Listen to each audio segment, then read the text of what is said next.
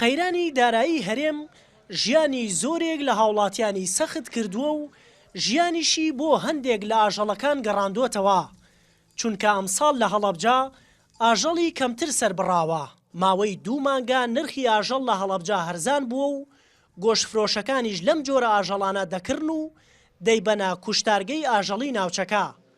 لە کوشتارگەکە ئاژەڵی کەم دەبینی سەر ببڕێت و گۆشتەکەی ئامادەکرابێت بۆ فرۆشتن لە بازار. بە جۆرێک لە ماوەی ئەم ساڵدا 17,983 سەر مەڕ و ڕەشەوڵاق سەر بڕاوە و لە بازاری هەڵەبجا گۆشتەکەی فرۆشراوە. بەڵام ساڵی ڕابردوو نزیکەی 20,000 سەر ئاژەڵ سەر بڕاوە و گۆشتەکەشی براوەتە بازار. لە کوشتارگەکە پزیشکەکان پشکنین بۆ ئاژەڵەکان ئەنجام دەدەن.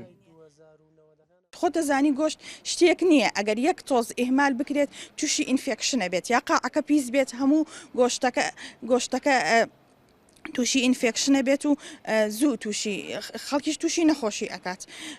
طبعاً ئەگەر جیهازێ هەبووە ئەگەر ئێمە مختبەرمان هەبووە بەڕاستی تا ئێستا نیمانە مختبەرمان نییە بەس لەگەڵ ئەوە شەکەنیمانە ئێمە بەدەست و بەچاو کەم تەرخەمیمان نەکردووە بەڕاستی.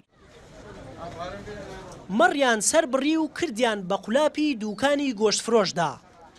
گۆشتی مەڕەکە هاوشێوەی کاتی زیندووبوونەکەشی نرخەکەی 1000 دینار تا 2000 دینار دابەزیوە. ئێستا گۆشت لە هەڵەبجا کیلۆی بە 11,000 دینارە و هەندێکیش بە 12,000 دیناری دەفرۆشن. کەبابخانەکانیش لە هەڵەبجا هەر خەریکی گۆشت و کەباب برژاندنن. بۆن و بەرامە و دووکەڵی کەبابەکەیان وەک خواردنی کەبابەکە لەزەتی هەیە. ئەمانیش نرخیان هەرزان کردووە و کەچی دوکانەکانیان چەند کەسێکی تێدایە. گۆشت جگەر کەباب گورچیلە دڵ مریشک شیشەیەم بە 1500 دینار بەلە چاو خۆیان کە ئەوەنە هەرزانە بازار کەمە. بڵێم 2 مانگ لەمە و پێش باشتر بوو تا ئێستا دوێنێ لە ئەمڕۆ باشترە. گۆشتیش لە بازارە لە هەموو شوێنێ سعری گۆشت دابەزیوە. بەردەوام لیژنە ئابوووریەکان باز لە یەکخستنی نرخی کاڵا و خواردەمەنیەکانی بازار دەکەن.